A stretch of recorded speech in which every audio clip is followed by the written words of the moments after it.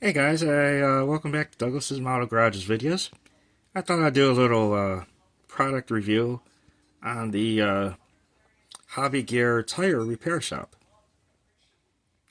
And give me a second, I'll get this unboxed and we'll start looking at what everything comes in the box if you want to buy your version of it. Alright, let's see what we got here first, guys. So, first off, we have the tire balancer machine with the tire on there. Wheel on there. So, and that's a Craftmaster. So, pretty good. And decent construction. So, now we got the air compressor. Any good shop has a good air compressor. And it stands up pretty well, as you can see. I'm not sure what this is. I'm sure you guys will tell me though. Probably something with a catch oil or something.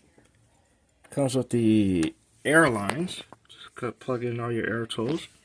Speaking of air tools, you got your pneumatic air tool right there. And you got another thing right here. And this right here.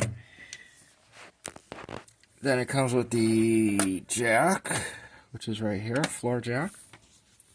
And this does operate, I think. No, it does not. But it looks like it does, though. So, that's pretty well detailed, I gotta say. Then we have the 7-piece tire rack right here. And this is what comes in this kit when you get your